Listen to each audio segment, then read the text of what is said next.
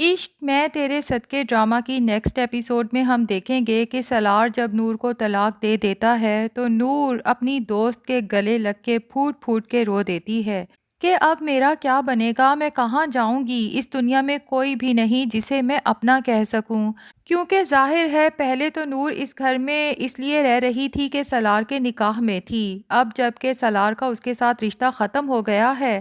تو وہ کہاں جائے گی، جبکہ نور اپنی سوتیلی ماں ساجدہ کے ساتھ حیدرآباد بھی جانا نہیں چاہتی۔ وہاں پر ساجدہ کا بھانجا خرم، جس سے نور کو وحشت محسوس ہوتی ہے، نور جانتی ہے کہ اگر میں وہاں چلی گئی تو امی میری شادی زبردستی اس لڑکے سے کروا دیں گی۔ ادھر ساجدہ بھی نور کو اپنے ساتھ لے جانے کے لیے اس کی جھوٹی ہمدرد بن کے انجم کے پاس پہنچ جاتی ہے کہ آپا،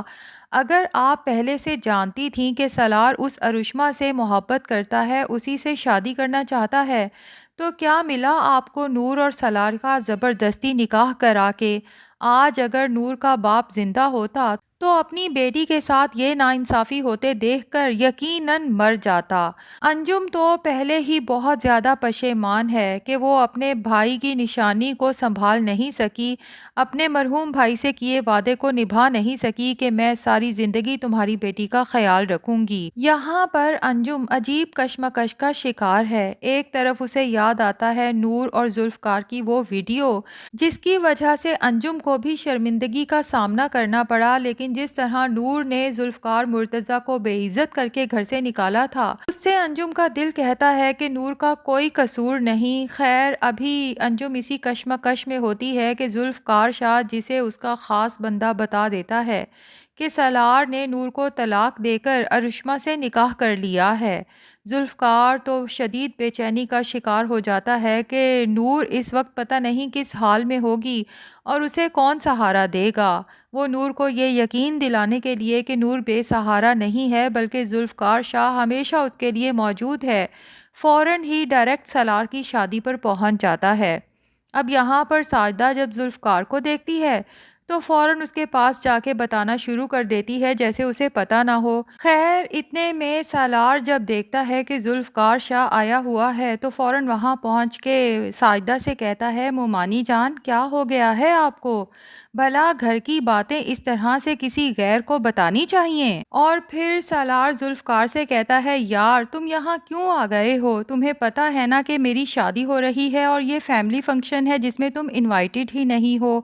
ذوالفقار شاہ تو فوراً ہی سالار کو گریبان سے پکڑنے لگتا ہے، لیکن سالار بہت ہی چل ماحول میں کہتا ہے، آج نہیں یار، آج میں دلہا ہوں۔ خیر، ذوالفقار شاہ سالار سے کہتا ہے کہ میں یہاں تمہاری شادی اٹینڈ کرنے نہیں بلکہ نور کو اپنے ساتھ لے جانے آیا ہوں، اور پھر نور کو آوازیں دینے لگتا ہے۔ نور جو اپنی دوست کے پاس رو رہی تھی کہ میرا اس دنیا میں کوئی بھی نہیں جسے اپنا کہہ سکوں، اسی دوران میں اسے ذوالفقار شاہ کی آواز آتی ہے تو وہ غصے سے باہر آتی ہے۔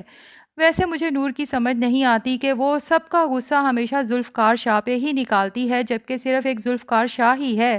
جو نور کو ہمیشہ پروٹیکٹ کرنے، اس کی مدد کرنے، ہر مشکل میں پہنچ جاتا ہے۔ خیر، ذوالفقار شاہ نور سے کہتا ہے کہ نور، میں تمہیں اسی رسوائی سے بچانا چاہتا تھا، تبھی تو تمہیں کہتا تھا کہ میرے ساتھ چلو۔ تمہیں تو اس انسان کو بہت پہلے ہی چھوڑ دینا چاہیے تھا۔ ایسے میں ساجدہ کہتی ہے کہ کیا مطلب، کیا تم اسے اپنے ساتھ لے جانا چاہتے ہو؟ تو ذوالفقار شاہ کہتا ہے، ظاہر ہے جب رشتہ تھا تب نور کی اس گھر میں کوئی عزت نہیں تھی، اب جب رشتہ ختم ہو چکا ہے تو اس کی کیا حیثیت ہوگی اس گھر میں؟ اور بہت مان اور محبت سے اپنا ہاتھ آگے بڑھاتے ہوئے نور سے کہتا ہے کہ نور، ابھی چلو میرے ساتھ۔ یہاں پر سالار کو ایک دفعہ پھر نور کو برا بنانے کا موقع مل جاتا ہے اور سب کے سامنے کہتا ہے کہ کیا ابھی بھی آپ لوگ اس بات کو نہیں مانیں گے کہ نور اور ذوالفقار شاہ کا پہلے سے چکر چل رہا تھا؟ ورنہ ذوالفقار شاہ کو اتنی جلدی یہ بات کیسے پتہ چل گئی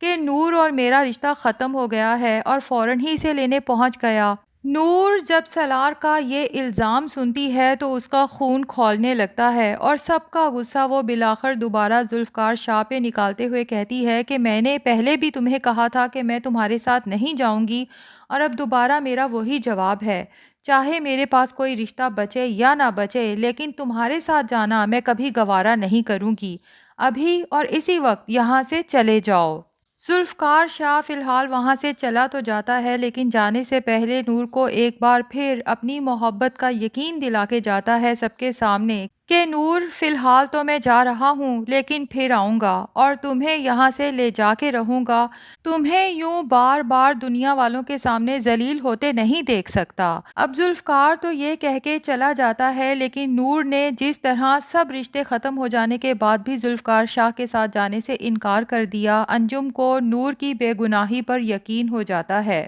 خیر، اب ارشما بھی رخصت ہو کے سالار کے گھر آ جاتی ہے، اور نور جو خود کو کاموں میں اس قدر مصروف رکھ لیتی ہے کہ وہ یہ بھی نہیں سوچتی کہ اس کی سالار سے طلاق ہو چکی ہے۔ سالار اور ارشما کے سب کام بھی خود کرتی ہے۔ اب دوسری طرف فرحہ ہے جو چاہتی ہے کہ بس ایک دفعہ نور کسی طرح سے اس گھر سے نکل جائے، پھر رہ جائے گی ارشما، اسے بھی فرحہ گھر سے نکالنے کے لیے کوئی نہ کوئی منصوبہ بنا ہی لے گی۔ لیکن ساجدہ کہتی ہے کہ اب انجم تو نور کو گھر سے شاید نہ نکالے، کیونکہ جس طرح نور نے ذوالفقار کو بے عزت کیا ہے، انجم کو نور کی بے گناہی کا یقین ہو چکا ہے اور نور کی محبت بھی واپس آ چکی ہے۔ لیکن فرحہ ایسا منصوبہ بناتی ہے کہ انجم چاہے یا نہ چاہے، لیکن ارشما ضرور نور کو یہاں سے ذلیل کر کے نکال باہر کرے گی۔ اب ساری فیملی کھانے کی ٹیبل پر موجود ہوتی ہے، جبکہ نور کاموں میں لگی ہوتی ہے، کچن سے کچھ لا کے ڈائننگ ٹیبل پر رکھنے ہی لگتی ہے کہ فرحہ جان بوجھ کے نور کو پش کرتی ہے اور نور سیدھی ارشما پہ جا گرتی ہے۔ ارشما کو تو نور پہ شدید غصہ آتا ہے، جبکہ نور اپنی صفائی پیش کرنے کی کوشش کرتی ہے کہ یقین کرو ارشما، میں نے یہ سب جان بوجھ کے نہیں کیا۔